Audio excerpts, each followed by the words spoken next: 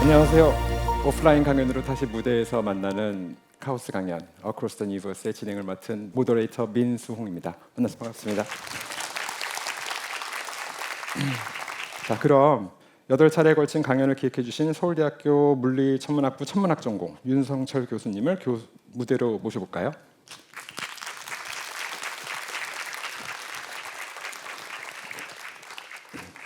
안녕하세요.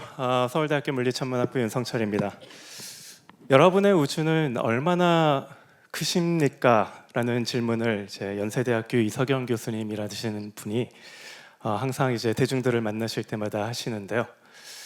고대인들은 하늘이 그냥 천구, 그러니까 하늘에 있는 별들이 천구라는 지금 천체투영관이 마치 이렇게 천구로 둘러싸인 것처럼 뭔가 이제 천구라는 것이 있어서 별들이 박혀 있었고 우주의 크기라는 것이 기껏해야 토성 정도까지 있는 거리라고 생각을 했고 지구가 우주의 유일한 중심이라고 생각을 했고 그것이 우주의 전부라고 생각했던 시절이 있었습니다.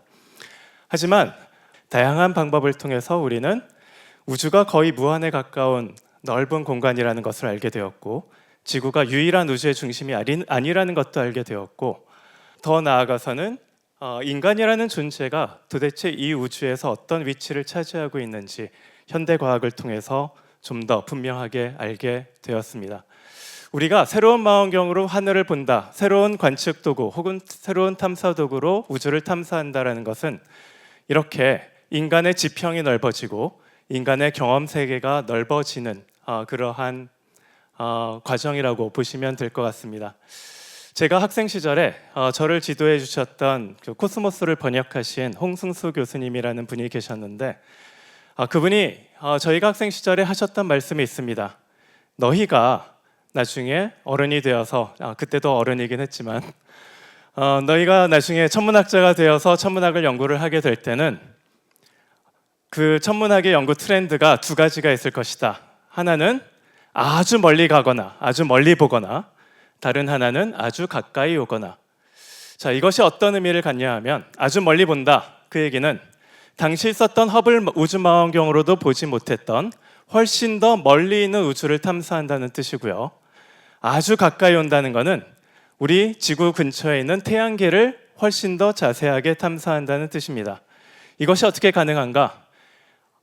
정말 그로부터 한 수십 년이 지난 지금 제임스 웹 우주망원경이라고 하는 적외선 우주망원경을 통해서 우리는 정말 빅뱅 직후의 우주를 바라볼 수 있게 되었습니다. 인간의 경험 세계와 인간의 지평이 단순히 여기 있는 천구에 박혀있는 별들 그 수준이 아니라 정말로 우주의 시작으로 넓어지게 된 거죠.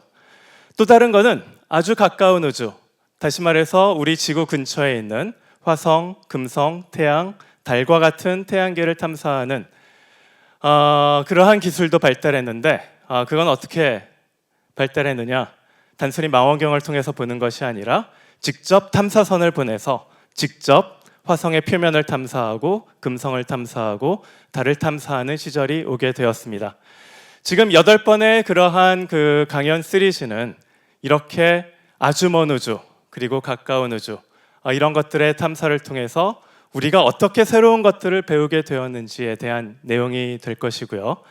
그리고 우리가 먼 우주를 탐사할 때 최근에 가장 강력한 도구가 된 제임스 웹 우주망원경을 개발할 때 굉장히 중요한 역할을 하셨던 한국인 과학자분이 계십니다. 그래서 잠깐 소개를 해드리려고 하는데요. 그 미국의 나사에서 근무하시는 손상모 박사님을 소개해드리도록 하겠습니다.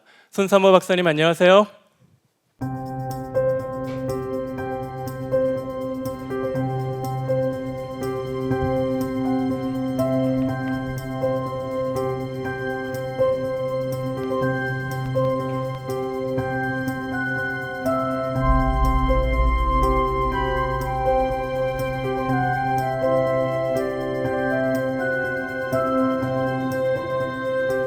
네, 안녕하세요. 손상모입니다. 반갑습니다, 여러분. 저는 이곳 미국 메릴랜드주 볼티모어에 위치한 미국 우주망원경 과학연구소에서 근무하고 있습니다. 지금 제 뒤로 보이는 장소가 바로 제임스 웹 우주망원경을 운영하는 미션 오퍼레이션 센터인데요. 이곳에서 제임스 웹 우주망원경과 끊임없이 교신하면서 망원경의 상태를 확인하고 또 어떤 대상을 관측하게 될지 망원경에 명령을 내리는 일을 하고 있습니다. 이렇게 말씀드리고 나니까 제가 정말로 제임스 웹 우주망원경과 가장 가까운 곳에서 일하는 것이 맞는 것 같네요. 네, 저는 현재 제임스 웹 우주망원경의 광학팀의 일원으로 망원경의 성능을 점검하고 또 향상시키는 일을 하고 있습니다. 동시에 제임스 웹 우주망원경을 이용해서 외부 행성의 대기를 관측하고 또 가까운 은하의 별들의 움직임을 측정하는 연구를 진행하고 있습니다. 우주망원경으로 관측된 자료를 저장하고 또 천문학자들이 쉽게 이용할 수 있도록 자료를 처리하는 일을 맡고 있습니다. 또한 우주망원경을 이용하고 싶은 사람들이 제안서를 내면 심사를 통해서 선별하는 작업도 하고 있습니다. 네, 제임스 웹 우주망원경이 발사된 지 벌써 4년이 다 되어 가는데요. 그동안 수많은 연구가 진행돼서 지금은 약 3,000개 이상의 논문이 출판될 정도로 굉장히 많은 연구가 진행되었습니다. 두 가지만 꼽자면은 첫 번째로는 아주 멀리 있는 은하를 제임스 웹 우주망원경을 관측해서 우주 초기의 은하들이 어떤 모습이었는지 어떤 식으로 생성되었는지를 연구하는 것입니다. 그리고 더 나아가서 그런 은하들이 시간적으로 어떻게 진화해서 지금의 우리 은하와 같은 모습이 되는지를 규명하는 것이 목적입니다. 두 번째로는 외부 행성에 관한 그런 연구가 활발하게 진행되고 있는데요. 외부 행성의 대기의 성분을 분석해서 우주에는 얼마나 다양한 종류의 행성이 있는지를 연구하는 것이 목적입니다.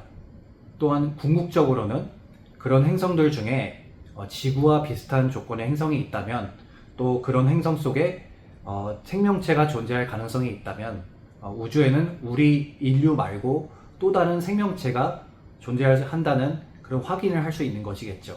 가까운 행성으로부터 아주 멀리 있는 은하까지 여러 가지 관측 자료를 접하다 보니 정말 우주는 한없이 넓다라는 그런 느낌을 받습니다. 17세기의 위대한 과학자 아이작 뉴턴이 광활한 지식의 바다를 마주하며 자신은 바닷가에서 노는 어린아이와 같다고 표현한 그 기분을 저도 이곳에서 느끼는 것 같습니다. 인류가 만든 가장 강력한 망원경인 제임스 웹 우주망원경이 천문학자들만 사용하는 그런 과학적인 도구에 그치지 않고 전 세계인들에게 아름다운 우주의 모습을 보여주는 그런 예술적인 도구로까지 사용된다고 생각합니다. 그런 면에서 과학적인 부분뿐만 아니라 문화, 예술적인 상상력까지 자극하는 그런 영감을 받습니다. 네, 이번 카오스 강연 시리즈는 저도 그 자리에 함께하고 싶을 만큼 정말 알찬 내용으로 가득 찬 것 같습니다. 특히 제가 존경하는 분들께서 강연자로 나서주셔서 더욱 그렇네요. 여러분들께서도 틀림없이 정말 만족스러운 강연이 되실 거라고 믿어 의심치 않습니다. 이번 강연 시리즈를 통해 우주에 관한 특별한 영감을 얻어가시기를 바랍니다. 감사합니다. 네, 김선탄 박사님 감사드리고요. 이 강연 시리즈를 통해서 여러분의 그 세계가 단순히 집과 학교, 집과 직장이 아니라 정말로 빅뱅 직후의 초기 우주에서부터 가까이에는 태양, 달, 화성, 금성에 이르기까지 정말로 다양한 세계를 경험할 수 있는 그러한 기회가 되기를 바랍니다. 아까 말씀드린 것처럼 이번 강연은 8개의 강연으로 시리즈로 구성이 되어 있는데요. 지금 보시는 것처럼 처음 4강연은 제임스 웹 우주망원경을 통해서 보게 된 먼 우주, 그리고 나머지 4강연은 우주 탐사를 통해서 새롭게 발견한 가까운 우주로 구성이 되어 있습니다. 네, 그러면 오늘 첫 번째 강연 즐겁게 들으시길 바라고 감사합니다. 네, 윤성철 교수님 강연 시리즈 소개해 주셔서 감사합니다. 8회 강연을 모두 참석하신 분들께는 서울대학교 자연과학대학 시민과학센터에서 수료증을 수여해드리니 많은 관심과 참여를 부탁드립니다.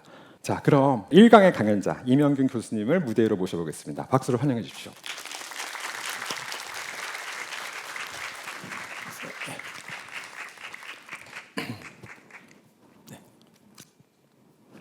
안녕하십니까. 서울대학교 물리천문학부 명예교수 이명균입니다. 네. 교수님 안녕하세요. 제가 이렇게 말씀드리는 게 얼마나 큰 일인지 저는 학계에 있어봤기 때문에 잘 아는 것 같습니다. 한국천문학계의 거장이시자 아까 전에 여러분께서 보셨던 그 천문 관측소가 있는 시설에서도 실제로 연구를 진행하신 적이 있고요. 제가 알기로는요.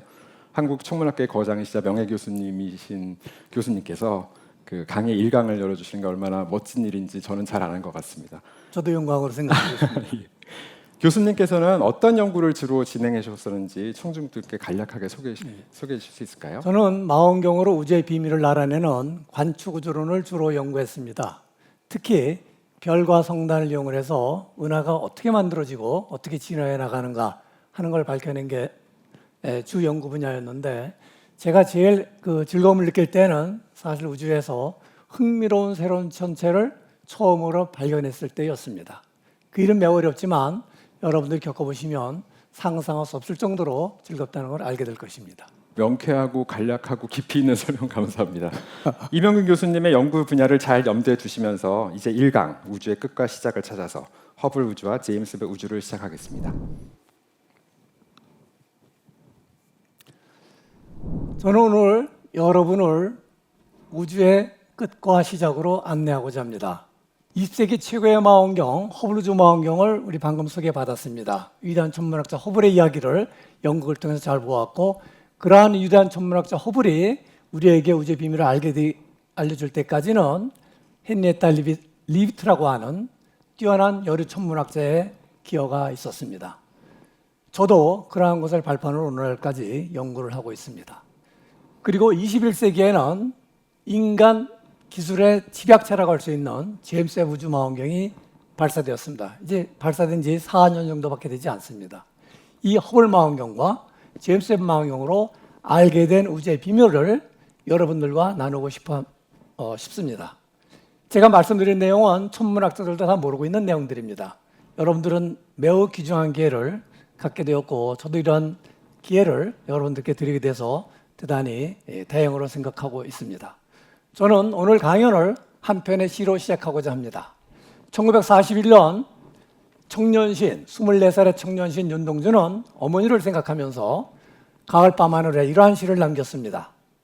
계절이 지나가는 밤 하늘에는 가을로 가득 차 있습니다. 오늘 주변 풍경이 굉장히 아름다웠죠. 가정관에 들어오실 때 나는 아무 걱정도 없이 가을 속의 별들을 다 헤일 듯합니다. 지금 나가보면 별이 보일 것 같네요. 가슴 속에 하나 둘 새겨지는 별은 이제 다 못해는 것은 쉬 내일 아침에 오는 까닭이요 또 내일 밤이 남은 까닭입니다. 아직 나의 청춘이 다하지 않은 까닭입니다. 별 하나의 추억과 이렇게 시는 이어지고 있습니다. 우리가 별을 해는 것은 쉽지 않지만 리비트와 같은 천문학자는 굉장히 많은 별을 헤아렸죠. 그런데 이 별을 헤아리기 위해서는 많은 시간이 걸립니다. 다행히도 유럽 우주국에서 몇 년에 발사한 가이아 우주 망원경으로 전 하늘에 있는 별들을 헤아렸습니다. 그렇게 해서 헤아린 별들을 그림으로 그려서 여러분들이 보여주고 있는데 이것이 우리가 볼 수 있는 하늘의 전부입니다. 북반구에서 보는 하늘, 남반구에서 보는 하늘. 그렇게 해서 보면은 여기에 보이는 하늘에는 은하수가 가장 잘 보이죠. 그런 은하수는 또 검은 게 왔다 갔다 하는데 이것은 성간번지가 있어서 그러한 것입니다. 그거와 함께 아래쪽에는 두 개의 성 같은 것이 보이는데 이것이 바로 마젤란 은하입니다. 아까 우리가 영국에서 봤듯이 이 리비트는 요 작은 마젤란 은하, 큰 마젤란 은하 여기에서 병광선을 찾아내 가지고 결국은 우리에게 우주의 구조를 알려주는 그런 단서를 제공했었습니다.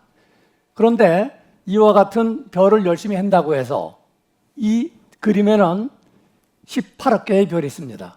이제는 그 인류의 기술이 발달이 돼가지고 별을 몇천 개 세는 게 아니라 18억 개까지 세웠고 그렇게 세고 보니까 하늘은 이러한 모습으로 우리에게 다가옵니다. 과연 별을 해면 우주의 구조를 알 수 있을까요? 그렇지 않죠. 우리는 우리 은하의 구조밖에 모릅니다. 그러면 어떻게 하면 우주의 구조를 알 수 있을까요? 은하. 제가 사랑하는 은하를 봐야만 우주를 알 수가 있습니다. 그리고 또 하나는 우주를 연구할 때 은하가 가장 기본적인 것이긴 하지만은 흥미롭게도 아주 우주 최초에 나온 빛이 우리 주변에 흩어져 있습니다. 그러한 빛을 연구해봐도 우주의 구조를 알 수 있게 됩니다. 자, 은하인 경우에는 먼저 하늘에 있는 지도에서 사진에서 은하를 찾아내고 보면은 되게 그냥 길쭉한 또는 둥그스름한 작은 성운처럼 보이게 됩니다. 그러한 은하를 먼저 거리를 측정을 해야 됩니다. 그러한 거리를 측정하는 데 사용되는 방법은 이미 여러분들이 영국에서 보신 것처럼 리비트가 1908년에 발견한 세페드라고 하는 밝기가 변하는 별의 주기와 밝기의 관계, 그걸 이용해서 주로 사용을 합니다. 근데 이건 옛날 이야기입니다.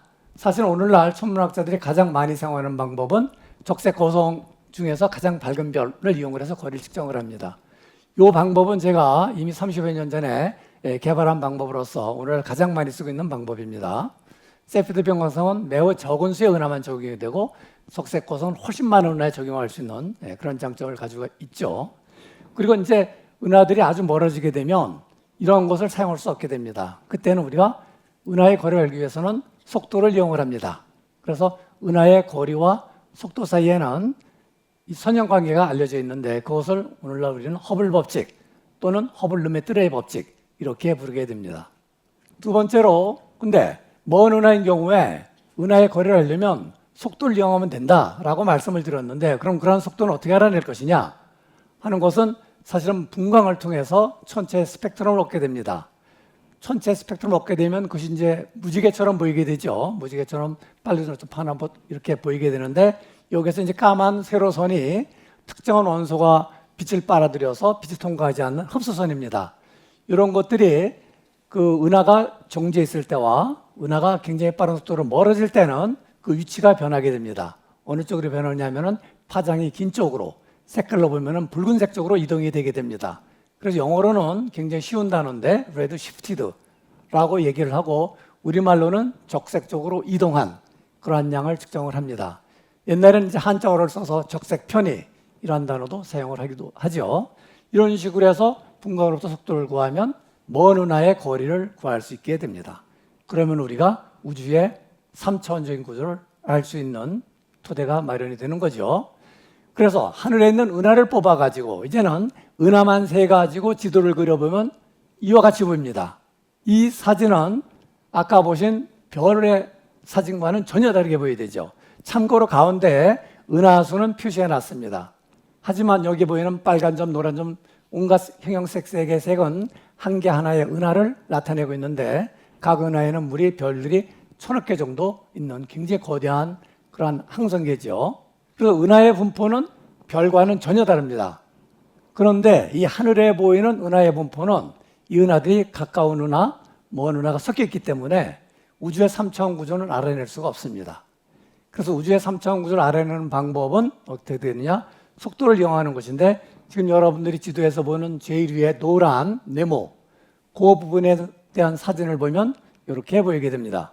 여기 지금 보시는 것은 하늘의 굉장히 작은 지역을 찍은 사진인데 보면은 굉장히 크게 보이는 그런 밝은 은하들도 있고 작게 보이는 은하들도 있는데 이러한 은하들의 속도를 측정을 해서 우리로부터의 거리가 얼마인가 하는 것을 하늘의 위치에 따라서 그림을 보면 이와 같은 피자 모양의 우주 지도를 만들 수가 있습니다.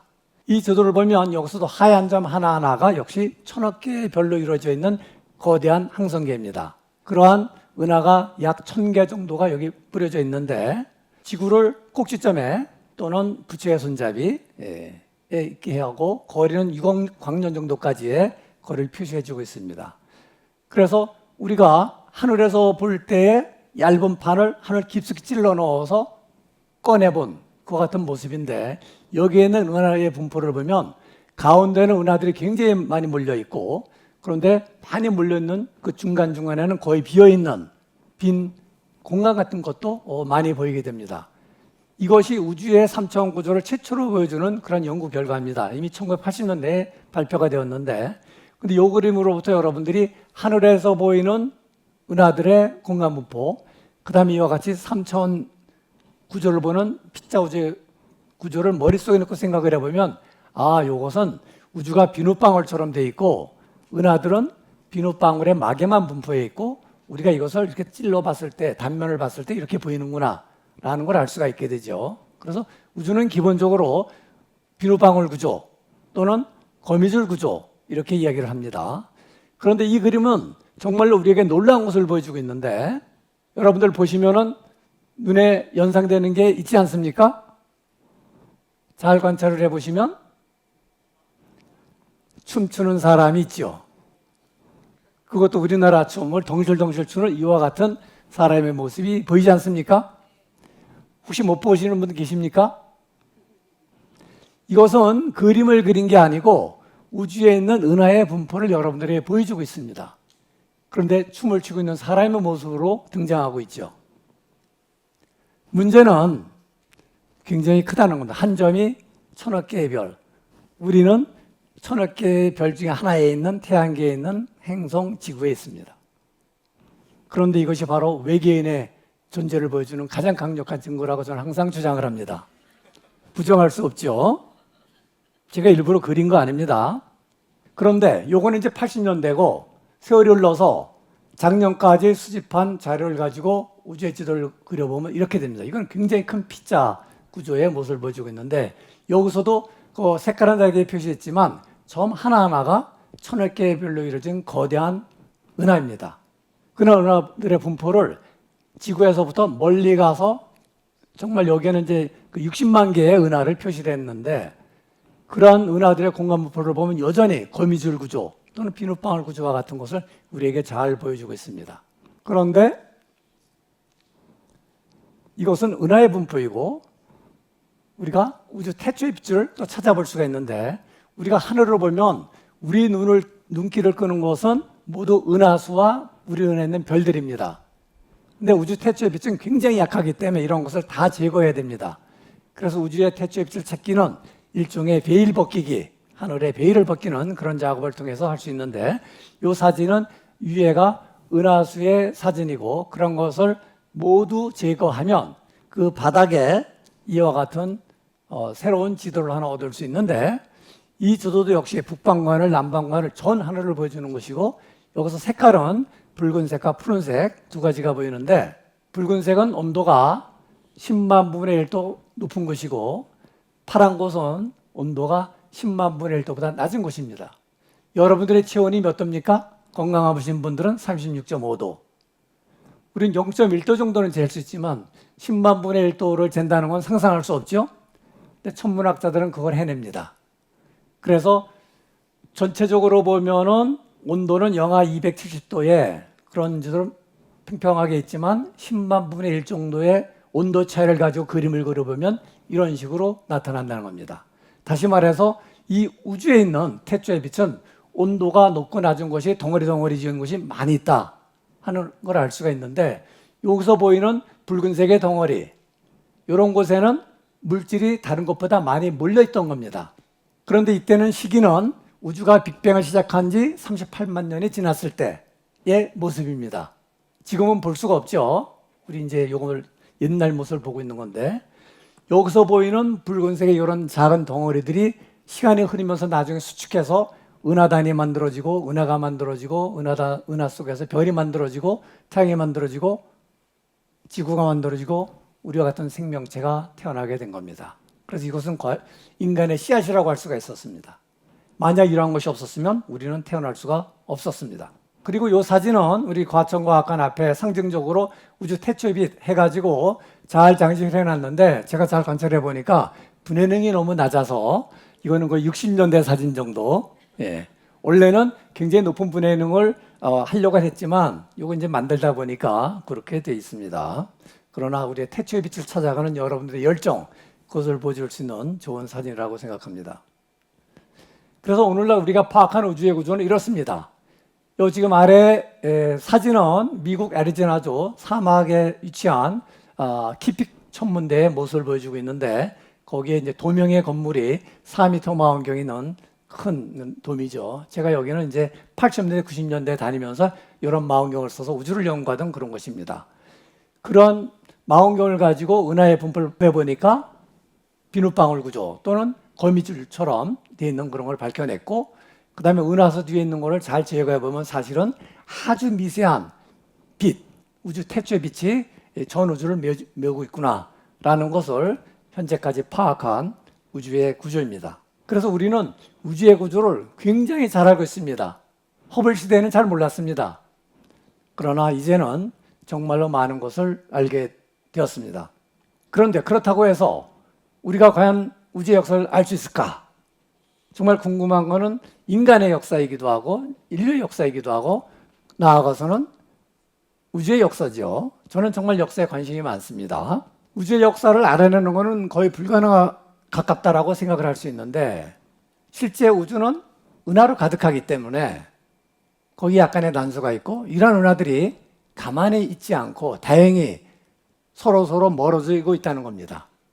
멀어지고 있기 때문에 그 멀어지고 있다는 것은 우주가 팽창을 하고 있다는 걸 의미하는 것이고 우주는 팽창하고 있다면 그러면 이제는 우리는 우주의 역사를 알 수 있게 되는 겁니다. 그래서 저는 감히 이 우주의 팽창을 신의 한 수라고 표현하고 싶습니다. 이 팽창의 의미는 우주가 팽창한다는 것은 작은 우주가 크게 팽창하는 게 아닙니다. 우리는 우주를 벗어날 수가 없습니다. 왜냐하면 우주의 끝을 여러분들이 정의하는 순간 그건 우주가 아니기 때문에 그렇습니다. 역설적이게도 그러나 우리가 볼 수 있는 우주의 끝은 있습니다. 그 우주의 끝을 오늘 여러분들에게 보여드리고자 합니다.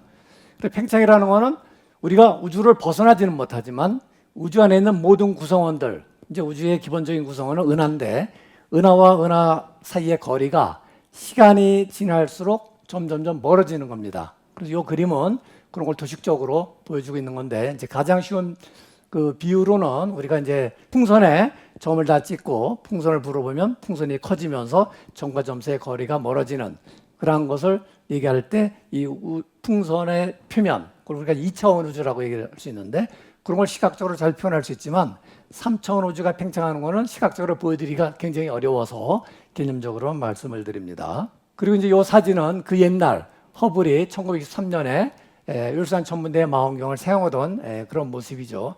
옛날 천문학자는 인생이 고달팠습니다. 특히 겨울에는 너무나 추웠고 오늘날에는 따뜻한 데이터룸에서 컴퓨터를 사용해서 편안하게 관측을 하면서 우주를 연구합니다.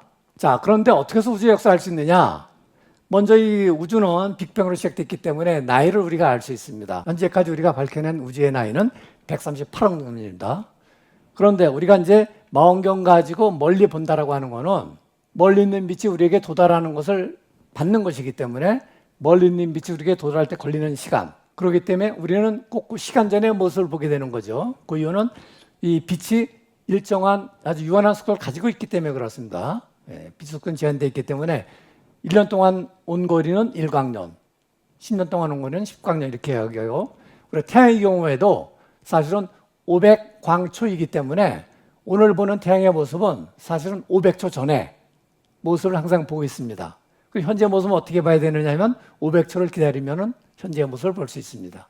근데 우주는 너무나 멀리 있어서 이제는 두 번 다시 우리가 보기는 어렵습니다. 그래서 우리가 우주에서는 멀리 본다라고 하는 것은 우주의 더 먼 과거를 본다는 것이고 그래서 우리가 타임머신이라고 얘기를 할 수 있는 것이고 만약에 우주가 볼 수 있는 그 끝을 본다면 그것은 바로 우주의 시작을 보게 되는 겁니다. 우주의 현재는 가까운 너밖에 보지 못합니다. 그리고 이러한 우주 여행을 하는데 필수적인 도구는 망원경인데 이 망원경은 종류가 매우 다양합니다. X선 망원경, 자외선 망원경, 가시광 망원경, 적외선 망원경, 전파 망원경, 또 중력파 망원경 이렇게 다양한 망원경을 사용을 해서 우주를 볼 수가 있습니다. 그렇게 해서 사실 우리는 우주의 역사를 또 굉장히 많이 알아냈습니다. 2016년까지 파악한 우주의 역사는 대략 이렇습니다. 자, 138억 년 전에 빅뱅이 시작이 되었고 그 빅뱅은 축에 굉장히 빠른 속도로 팽창을 해서 우리가 초팽창 또는 급팽창 이렇게 부르고 38만 년 정도 됐을 때 빛이 그 어떤 플라즈마 형태 온갖 물질과 분리가 되면서 빠져나오게 되는데 이때 나온 빛을 우리가 우주 배경 복사 이렇게 부르게 됩니다. 이때는 빛만 있고 물질은 아직 만들어지지 못하던 그런 때입니다. 원소 말고는. 한동안 별 특별한 그 이벤트가 없이 시간이 지나서 우리는 암흑시대라고 부르는 그런 시기가 있었고 아마도 4억 년에서 10억 년 사이에 최초로 별과 은하 등이 태어났을 거라고 추정을 했습니다. 그리고 92억 년이 됐을 때 태양계가 만들어졌고 그리고 현세 지구에서 인류가 등장을 하고 우리 한민족도 만 년 전에 한반도에서 생활을 시작을 했습니다. 이 우주론이라고 하는 것은 우주의 구조, 여러분들에게 보여드리는 그 우주의 구조, 그 다음에 천체와 인간의 기원을 밝히는 그런 학문입니다. 근데 예를 들어서 우주론은 옛날에는 상상과 추측과 연필과 이론으로 생각을 했습니다. 그렇게 해서는 우주를 알 수가 없죠. Seeing is believing. 우주는 봐야만 알 수 있는 겁니다. 그래서 지금은 굉장히 이제 많은 것을 알게 되었고, 현재 2025년 현재로 우주론에서 가장 어려운 문제를 꼽는 문제 두 가지는 첫 번째로 언제 천체가 최초로 태어났을까 하는 것입니다. 두 번째로는 가장 먼저 태어난 천체가 있다면 그것은 과연 어떤 종류일까? 별일까? 성단일까? 은하일까? 블랙홀일까? 생명체일까? 이러한 문제입니다. 이러한 문제의 답을 우리가 구해야 될 텐데 이와 같은 난제를 풀기 어려운 이유는 첫 번째로는 우주 초기 천체라고 하는 것은 다시 말해서 가장 멀리 있는 천체죠. 정말로 멀리 있기 때문에 너무 작고 어두워서 관측하는 게 거의 불가능할 정도입니다.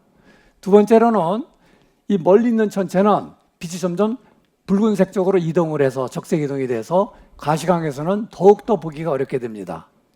그래서 이러한 난제를 푸는 방법은 첫 번째, 어둡고 작게 보이는 거는 망원경을 가능하면 크게 만들어야 되겠다. 또 하나는 우주를 보면 아주 선명하게 볼 수가 있게 됩니다. 그래서 우주 망원경을 만들어야 되겠다라는 생각해 볼 수가 있겠고, 가시광에서 잘 안 보이면은 적외선에서 보면 되지 않겠느냐 해서 적외선 망원경을 생각해 볼 수가 있습니다. 그렇게 해서 우리가 이제 생각을 해볼 수 있는데, 근데 이 먼 우주를 보는 방법은 여기에 국한되지 않습니다. 일반적으로는 인간이 만든 망원경을 이제 가능하면 좁게 크게 만드는 게 첫 번째 생각이죠. 그래서 이제 우리가 다양한 종류의 망원경을 발사했고 또 발사할 계획도 갖고 있습니다. 그런데 여기에도 한계가 있습니다. 놀라운 것은 우리가 이걸 넘어서는 방법이 있다는 겁니다. 그거는 인간이 만든 망원경을 사용하는 게 아니고 우주가 제공하는 망원경을 사용하는 겁니다. 다시 말해서 중력 렌즈라는 걸 이용하는 건데, 중력 렌즈는 개념이 굉장히 쉽습니다. 물체가 중력을 가지고 있으면 그 옆을 지나가는 빛이 휜다 하는 것만 알면 이게 중력 렌즈 이론이 전부인데, 우리가 일상생활에서는 이것을 보기가 어렵습니다. 왜냐하면 우리의 중력이 너무 약해서. 그러나 이 우주에는 거대한 천체들이 많은데 별도 있고 성단도 있고 은하도 있고 수천 개의 은하로 만들어진 은하단이라고 하는 거대한 그런 천체도 있습니다. 그래서 만약에 이 사진에서 보면은 저기 가운데 좀 보이는 동그란 원에 있는 게 은하 수천 개를 지는 은하단인데, 은하단 뒤에 있는 어떤 은하가 있다면 그 뒤에 있는 은하에서 오는 빛이 우리에게 다가오기 전에 은하단을 통과해서 오면은 은하단이 중력 렌즈 역할을 하기 때문에 우리에게는 원래 은하 모습을 변형시키고 밝게 만든 그런 것을 보여주게 됩니다. 그래서 막 눈썹처럼 길게 또 붉은색으로 보이는 그런 것들을 보여주게 되는데, 그런 것을 이용을 하면은 우리가 더 먼 우주를 볼 수 있게 됩니다. 그래서 이런 난제를 우리가 풀기 위해서 1990년대에 한 일은 허블 우주 망원경을 쏘아올린 것입니다. 1990년 4월 24일 날 발사했고, 그 다음 날 우주왕복선 로봇 8에서 허블 우주 망원경이 분리가 되는 그러한 순간입니다. 너무나 정말 그 인상적인 순간이고, 이 당시는 제가 허블이 근무했던 연구소에서 근무하던 시절인데 정말 젊은 천문학자로서 기대도 많고 이게 무엇일까 아직 잘 알지도 못하니까 정말 그런 흥미진진한 시대였는데, 놀랍게도 이 망원경이 4월에 발사가 되었는데 5월, 6월에 시험 관측을 통해서 소문이 흘러나오기 시작하는데 허블 우주 망원경에 문제가 발생했다는 겁니다. 허블 우주 망원경을 쏘아 올린 이유는 지상에서 보기에는 좀 뿌여니까 훨씬 높은 분해능을 이용을 해서 천체를 아주 선명하게 보고자 했던 것이 있는데, 그때 얻은 첫 번째 이미지는 이런 것이었습니다. 여러분들이 보실 때 제일 왼쪽에 있는 이미지, 뿌옇게 보이는 이와 같은 은하의 모습을 보고 너무나 많은 천문학자들이 실망을 했습니다. 그런데 이 망원경은 무겁기 때문에 이걸 고치려면 지구로 가져오는 게 불가능했습니다. 그 과정에서 다시 또 망가질 수가 있으니까. 그래서 이제 많은 사람들이 지혜를 모아가지고 사실은 이 문제를 해결하는 기기를 준비해서 3년 후에 발사해서 우주비행사들이 교체 작업을 시작을 합니다.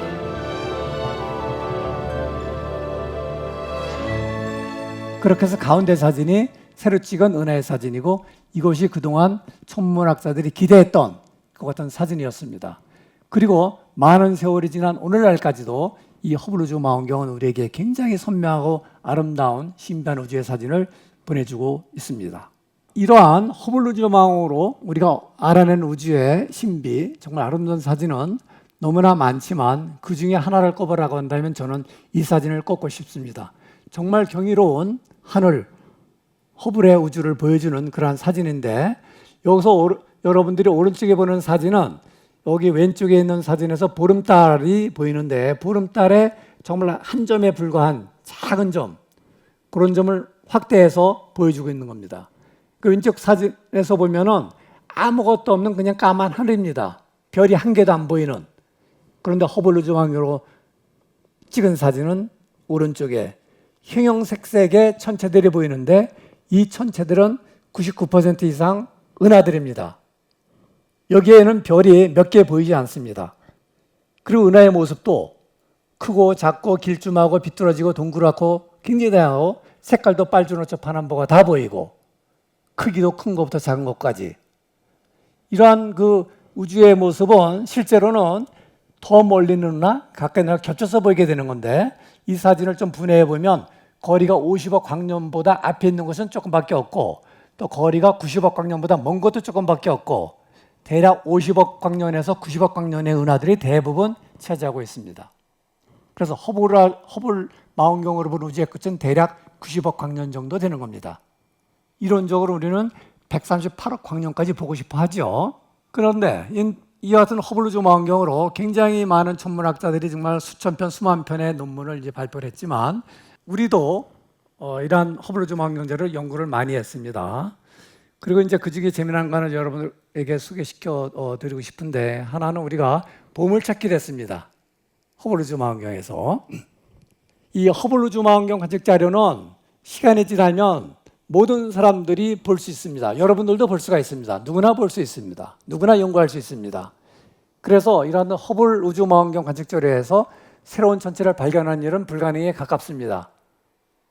전 지구인이 보고 있으니까 내가 제일 먼저 볼 가능성은 거의 없죠.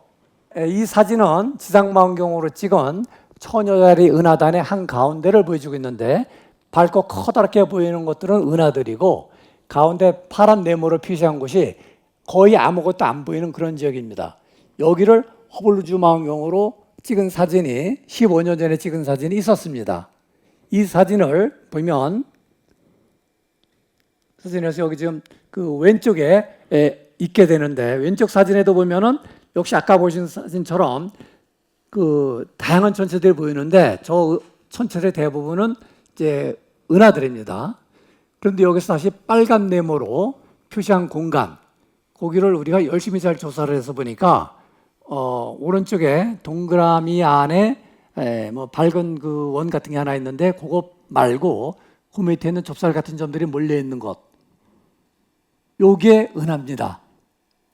은하인데 워낙이 작고 크기가 지금 청광년 정도밖에 되지 않습니다.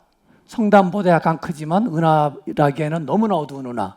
그래서 그건 천문학적으로 우리가 가장 어두운 은하, 영어로는 Ultra Faint Galaxies, 우리말로는 극미외소 은하라고 하는데, 이런 은하는 작고 어두워서 가까운 거리에서는 발견하기가 매우 어렵습니다. 근데 우리는 5,400만 광년에 떨어진 우주에서 이러한 은하를 발견을 하게 됩니다. 그래서 그런 발견 결과를 천체물리학 저널 레터에 2014년에 이제 발표를 하게 됩니다. 이 은하가 중요한 이유는 이러한 은하가 빅뱅 이후에 최초로 태어난 은하가 아닐까. 거기다 아주 강력한 후보이기 때문에 매우 중요합니다. 그랬더니 그 다음에 미국에 있는 잡지사에서 이러한 결과를 가지고 또 발표를 합니다. 디스커버라고 하는 이 같은 매거진에서 뭐라고 타이틀을 썼느냐면은 All Data Yields New Discovery, 정말 고물상에서 보물찾기, 그런 것을 업적을 우리를 이렇게 자세하게 소개하고 있습니다. 그래서 보물을 찾으면 찾은 사람은 최고로 신나고, 또 이런 것을 보는 사람도 굉장히 흥미로워합니다. 보물 찾기는 어렵지만 정말로 신이 나죠. 그런데 이와 같은 허블 망원경으로 보게 된 우주의 끝이 과연 어딘가 해서 이제 이 그림은 제일 위에는 1990년대에 지상망원경을 통해서 본 우주의 끝. 이제 여기서 왼쪽에서부터 오른쪽까지는 왼쪽이 138억 광년, 오른쪽이 0광년. 이쪽이 현재 우주고 저쪽이 이제 0이니까 왼쪽으로 갈수록 점점 이제 멀어지는 그런 건데, 허블 우주망원경으로 보게 된 우주의 끝은 대략 5억 년, 8억 년 이런 시기였습니다. 거리로는 8억 광년, 5억 광년. 그래서 이 당시 예측이 만약에 제임스 웹 우주망원경이 올라간다면 저와 같이 한 2억 광년 근처까지 볼 수 있지 않을까 해서 큰 희망을 갖고 이 망원경을 건설합니다. 이 망원경은 건설하는데 굉장히 오래 걸렸습니다. 돈도 많이 들었고, 그렇지만 마침내 발사가 됩니다. 그래서 허블 우주망원경으로 정말로 많은 우주의 비밀을 알아냈지만 우주의 끝은, 허블 망원경으로 볼 수 있는 우주의 끝은 한계가 있었고, 그러한 한계를 넘고자 확장하고자 제임스 웹 우주망원경을 쏘아올리게 됩니다. 21세기 최첨단의 기술이 집약된 그런 망원경입니다. 150만 킬로미터 떨어진 곳까지 가는데 한 3주 정도 걸리는데 그 사이에 이와 같은 변신을 했습니다. 150만 킬로미터 떨어진 우리가 L2라고 하는 곳에 위치하게 되는데 인류의 모든 첨단 기술이 들어가는 곳이기 때문에